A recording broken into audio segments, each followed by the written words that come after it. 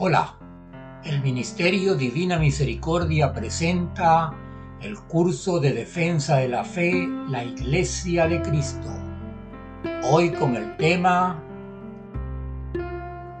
las buenas obras no causan ningún mérito.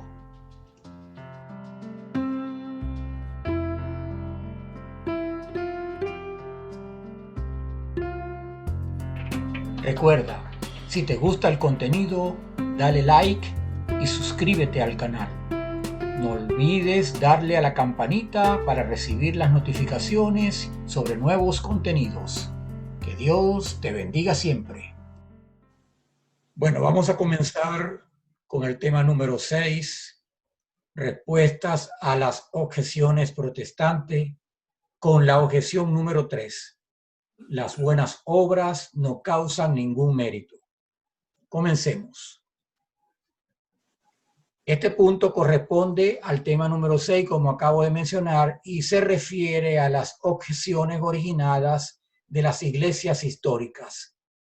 Estamos viendo el punto 1.1 que trata sobre la doctrina de la iglesia, o sea, los ataques que van contra lo que la Iglesia Católica promulga. En este caso vamos a hablar de las buenas obras no causan ningún mérito. Por otra parte, las citas utilizadas van a ser tomadas de la Biblia protestante Reina Valera, revisión 1960, que es la Biblia más común entre los hermanos separados.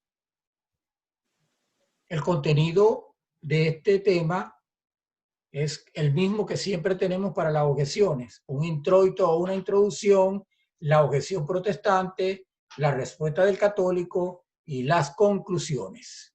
Comencemos. El tema trata el pensamiento protestante sobre las buenas obras, lo que puede realizar el hombre en la existencia terrenal. En este caso también una imagen donde aparecen los diferentes padres del protestantismo y vamos a ver lo que ellos piensan sobre las buenas obras que puede realizar una persona. Entonces, ¿qué piensan ellos? Ellos piensan que las buenas obras no causan méritos ante Dios porque son imperfectas y contaminadas. Catecismo de Heidelberg, Catecismo Calvinista de 1563, numeral 6.2. En contraste, para el catolicismo, las buenas obras sí causan méritos ante Dios porque son una forma de ejercer la caridad y la misericordia, y así lo estableció Cristo a lo largo de todos los evangelios. Siempre Cristo hacía énfasis en la misericordia y en la caridad. Caridad es el amor al prójimo. Los protestantes, apoyándose en los escritos de San Pablo, pues ellos piensan que para lograr la justificación, esta solo se logra con tener fe, la sola fide. Recuerden que en clases pasadas estudiamos pues los 5 pilares del protestantismo, y entre los 5 pilares está la sola fide o la sola fe.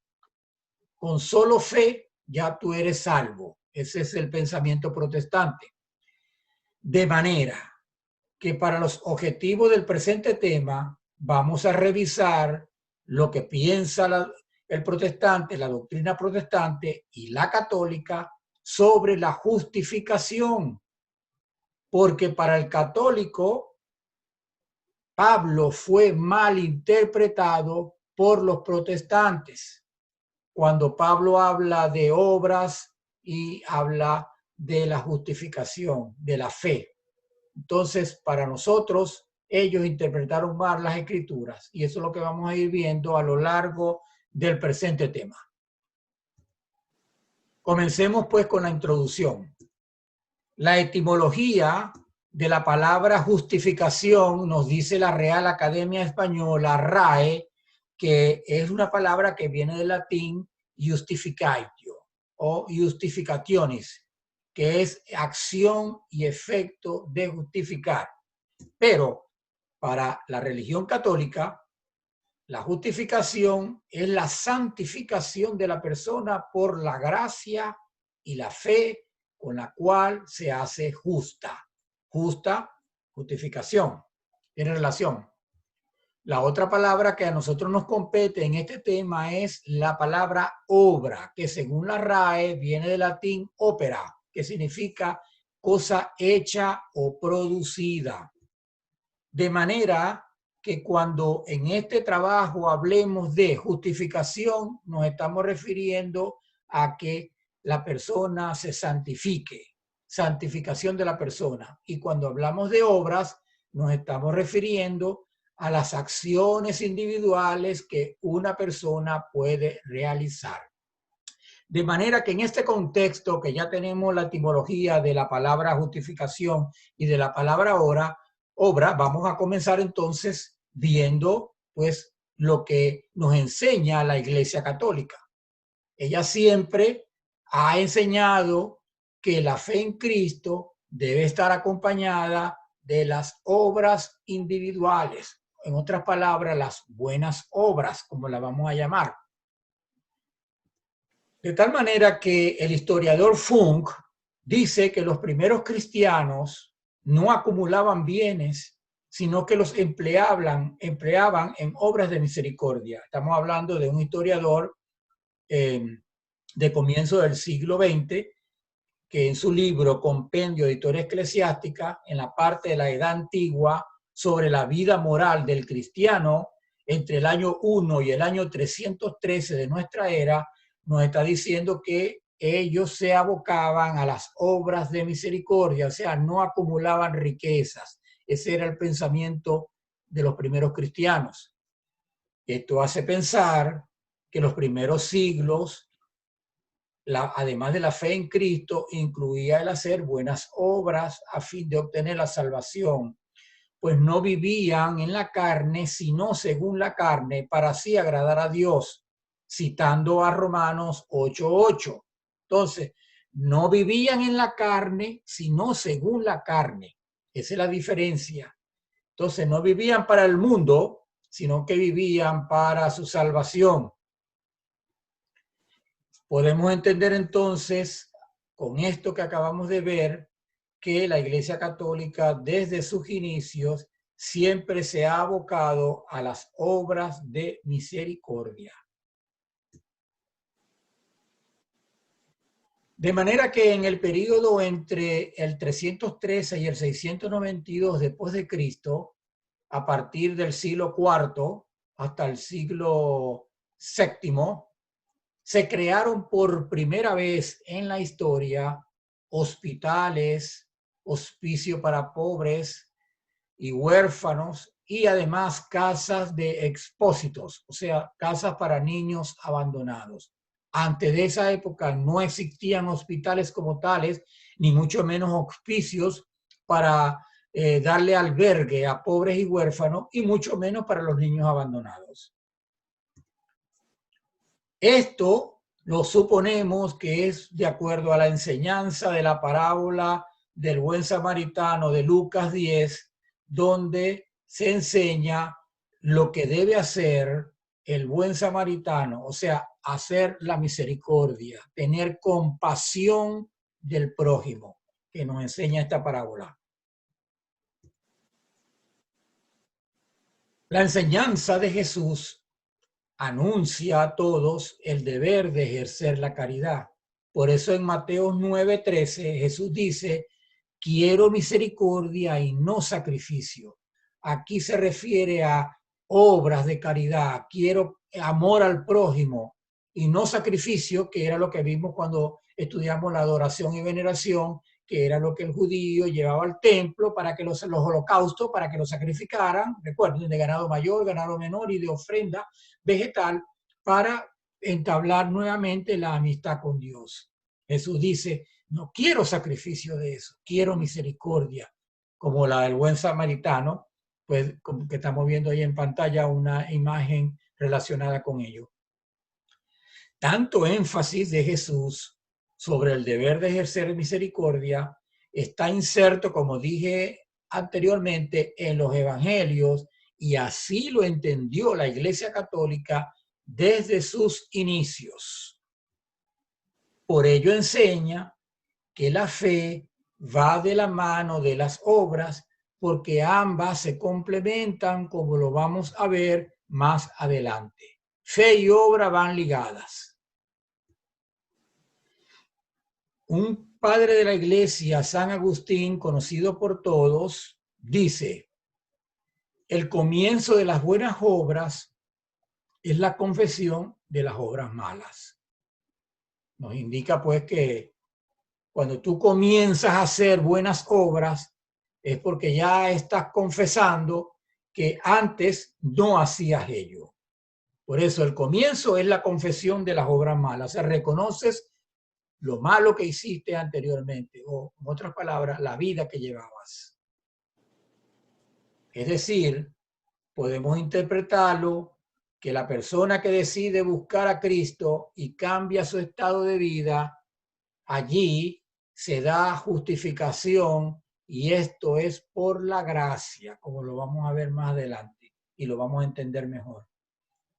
Una persona decide buscar a Cristo, pues es porque ya decide cambiar su vida, ya se está centrando en Cristo como la salvación. Allí hay una justificación que ya vamos a ver cuál es el proceso para ello, y esto se hace por gracia de Dios, no por iniciativa personal. Por eso la justificación conlleva al emprendimiento de las buenas obras, porque se adquiere conciencia de las malas, de acuerdo a la filosofía de San Agustín. Como estudiamos en el tema número 5, uno de los 5 pilares de la doctrina protestante es la sola fide, o sea, solamente la fe. Para el protestante, basta tener fe y será salvo. Por lo tanto, para ellos, para los hermanos separados, la salvación se obtiene desde el momento en que anteponemos nuestra fe en Cristo. A partir de ese momento, para ellos ya tú estás salvo. O sea que basta con que tú, en tu interior, creas en Cristo y ya comienza la salvación. Para ellos, para ti. Y esto quedó establecido en los documentos luteranos de la Fórmula de la Concordia, número 2.1, y Catecismo Mayor en el número 4, y en el documento presbiteriano de la Confesión de Westminster en el número 6, aparte 6.6. Allí quedó establecido que pues basta la fe para que quede salvo. El protestantismo, al creer que solo fe es suficiente para salvarse, niegan implícitamente que las buenas obras causen méritos, ya que estas se realizan pues por pura gracia. Entonces, ellos niegan implícitamente que las buenas obras causen méritos para la salvación, porque el pensamiento es: basta creer en Cristo y es suficiente para ser salvo. Y el primero que lo proclamó fue el Ulrich Zwinglio, el sacerdote que hizo proselitismo en Suiza, en los 67 artículos de Zurich, donde señala que si las obras, léase, las buenas obras, son por iniciativa nuestra, entonces ellas no son ni correctas ni buenas. Lo dijo en el número 22 de los 67 artículos de Zurich. Imagínense, si las obras son por iniciativa nuestra, o sea que tú, por tu criterio, decides hacer una buena obra, pues no son ni correctas ni buenas. Ese es el pensamiento. Los luteranos, por su parte, en la Confesión de Augsburgo en 1530, manifestaron: no debemos apoyarnos en las obras humanas para merecer la justificación. Recuerden que se cree en Cristo y será salvo, y ya queda justo. Queda ante Dios que ya obtuviste la justificación. Por eso no debemos apoyarnos en las obras humanas para merecer la justificación. Además, dicen los luteranos, no tienen el poder de reconciliarnos con Dios o merecer el perdón de los pecados, la gracia, la justificación en el número 20. O sea que las buenas obras no te dan, como decir, garantía, ni te dan potestad ante Dios como para merecer el perdón o la gracia o la justificación. Por eso que ellos piensan, basta con creer en Cristo y serás salvo. Por su parte, los calvinistas, en el Catecismo de Heidelberg del año 1563, manifiestan lo siguiente.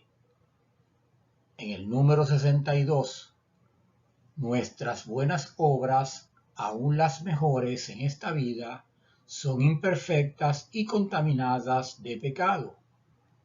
Los calvinistas, que son los seguidores de Juan Calvino o John Calvin, pues manifiestan que las obras, aunque sean las mejores, las de mejor intención que tú tengas, siempre van a ser imperfectas y contaminadas de pecado. Nunca, si son producto de tu propia iniciativa, van a ser buenas, van a ser agradables a los ojos de Dios. Este es el pensamiento de los calvinistas. Finalmente, los presbiterianos, que también son de pensamiento calvinista, en su confesión de Westminster del año 1646, señalan lo siguiente. En el número 16.5 dice, mediante nuestras mejores obras no podemos merecer el perdón del pecado. En el pensamiento presbiteriano, como vienen de Juan Calvino, de la idea de Juan Calvino, pues siguen pensando lo mismo. Nuestras mejores obras no merecen el perdón de los pecados. Ese es el pensamiento. Por mucho que tú hagas obras humanitarias de gran calidad, pues para ellos, ante los ojos de Dios, no valen para merecer el perdón. Como hemos podido observar, las diferentes denominaciones protestantes tienen un mismo pensar en relación a la justificación por la fe sin necesidad de obras, o lo que llamamos la sola fide, uno de los pilares protestantes. Es por ello que para contrarrestar esta doctrina protestante, la Iglesia Católica celebró entre 1545 y 1563 el Concilio de Trento. En este concilio se trataron muchos aspectos que tenían que ver con la Reforma Protestante, entre ellos la justificación, como el requisito para la salvación sin necesidad de obras y solo mediante la fe en Cristo. En este Concilio de Trento, en la sesión número 6 del año 1547, se promulga un decreto sobre la justificación, donde se recoge el pensamiento de la doctrina católica. Nos preguntamos, de acuerdo al decreto de justificación de Trento, ¿quiénes son justificados por medio de Cristo?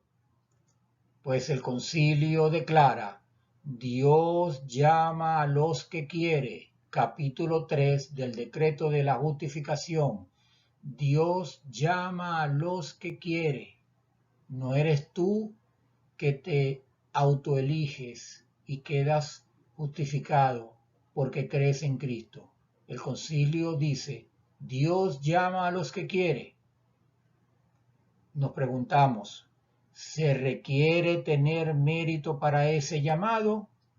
Dice el concilio, el hombre es llamado sin mérito alguno, solo por gracia, capítulo 5. Entonces, tú no te llamas. Dios llama a los que quiere. Dios llama y no importa si tienes mérito alguno, solamente por la gracia de Dios eres llamado. Continúa Trento enseñando que para obtener la justificación de Dios hay un modo de preparación o etapas que la persona atraviesa. Dice Trento que en primer lugar Dios le da la gracia al impío o al pecador. En segundo lugar, el impío, por la gracia, se reconoce a sí mismo como pecador y pasa entonces a confiar su vida a la misericordia divina de Dios. Continúa Trento enseñando. El impío comienza entonces a amar a Dios con un sentido de arrepentimiento por su vida pecadora. Amas a Dios y estás arrepentido en tu interior por haber llevado esa mala vida. Capítulo 6 del decreto de justificación del Concilio de Trento. Después de esta preparación del llamado de Dios es cuando viene la justificación de la persona, que además del perdón de los pecados, se es santificado y renovado en su interior. Capítulo 7 del Concilio. Esto se apoya en la carta de Pablo a Tito, capítulo 3, versículo 5, que manifiesta que Dios nos salvó no por obras de justicia que nosotros hubiéramos hecho, sino por su misericordia, por el lavamiento de la regeneración y por la renovación en el Espíritu Santo. Por eso el concilio dice, después de la justificación, que además viene el perdón de los pecados, se es santificado y renovado en su interior, lavamiento de la regeneración y por la renovación en el Espíritu Santo. Continúa manifestando el decreto que el hombre, al ser justificado y redimido de sus pecados, recibe entonces la fe, esperanza y caridad, que son las virtudes teologales que son infundidas en el hombre. Porque dice el concilio que si la fe o a la fe no se le añaden las otras, o sea, la esperanza y la caridad, no se une perfectamente con Cristo. De allí que el mismo concilio señalara y cita a la carta de Santiago, capítulo 2, versículo 17, que dice que así también la fe, si no tiene obras, es muerta en sí mismo. Si tú tienes fe y no tienes obra, es muerta. Igual que si tienes obras y no tienes fe, pues también es muerta la fe. Lo que quiere decir el concilio en el capítulo 7 del decreto de la justificación es que van unidas fe, esperanza y caridad. ¿Qué es caridad? Es el amor que tienes a Dios y a tu prójimo. Y la fe porque crees en Dios. Por lo tanto, fe, esperanza y caridad van unidas de la mano, como lo dije al comienzo de este tema, que lo veríamos más adelante. Van unidas entre sí, van entrelazadas. Por eso el concilio sabiamente decreta que una vez justificado, tú recibes pues la fe, la esperanza y la caridad. El Concilio de Trento enseña que cuando Pablo, en la carta a los Romanos, en el capítulo 3, versículos 22 y 24, dice que el hombre se justifica por la fe y gratuitamente, pues el concilio manifiesta que esto debe entenderse de la siguiente forma. En el capítulo 8 del decreto de justificación dice, nada de aquello que precede a la justificación, sea la fe o sean las obras, merece la gracia misma de la justificación, porque si es gracia, ya no es por las obras. Entonces, fíjense, la justificación es una gracia. Lo está proclamando la iglesia. Y si es una gracia, ¿para qué te sirve tener previamente fe o tener obras? Si no son merecedoras de la justificación, porque la justificación en sí es una gracia. Y por ser gracia, la recibe y Dios se la da a quien quiere, sin mérito alguno. O sea que si tienes fe, tienes obra, no sirven de mérito porque la gracia, ¿verdad?, que vas a recibir, la justificación en la fe, la santificación, es una gracia. Entonces, si la justificación es una gracia, como realmente lo es, no requiere de méritos para merecerla. Una vez visto el decreto de la justificación de Trento y de esta enseñanza, podemos concluir, en resumen, que Dios, por iniciativa propia, elige al hombre a ser justificado y lo hace por gracia y no por los méritos que pueda tener la persona, ni porque tenga fe, ni porque tenga obras en su haber. Las buenas obras, enseña la Iglesia, siguen a la justificación y sí son meritorias, ya que se realizan por caridad y misericordia como complemento de la fe. Léase Santiago capítulo 2 versículo 17, acá aludimos en la lámina anterior. Sí son meritorias las obras que tú puedas hacer y estas siguen después de la justificación, recordando aquellas palabras que ya vimos de San Agustín cuando manifestaba que el hombre comienza a hacer buenas obras una vez que confiesa las malas obras que ha hecho en su vida. Podemos entonces concluir esta parte que ya en la lámina anterior analizamos lo que el Sacrosanto Concilio de Trento sentenciara. En el número 1 del decreto de la justificación dice: sea anatema el que dijere que el hombre se puede justificar por sus propias obras, léase por sus propias fuerzas o por la doctrina de la ley sin la gracia de Dios. Aquí sentencia claramente el Sacrosanto Concilio que sea anatema. La Iglesia siempre en los concilios ha proclamado que el que esté en contra de las doctrinas sea anatema, sea declarado excomulgados, etc. Entonces, por supuesto, para un protestante no es importante que el Concilio de Trento haya dictaminado esto, porque a él no le va a importar lo que la Iglesia exprese. Nosotros hemos visto en esta primera parte, en la introducción a este tema, de que las buenas obras sí son meritorias, en contraste con la opinión o el pensamiento protestante. Lo vamos a seguir viendo en la segunda parte cuando analicemos las citas bíblicas que el protestantismo alegó para justificar su doctrina de que basta tener fe y quedar a salvo y las buenas obras son impuras y contaminadas.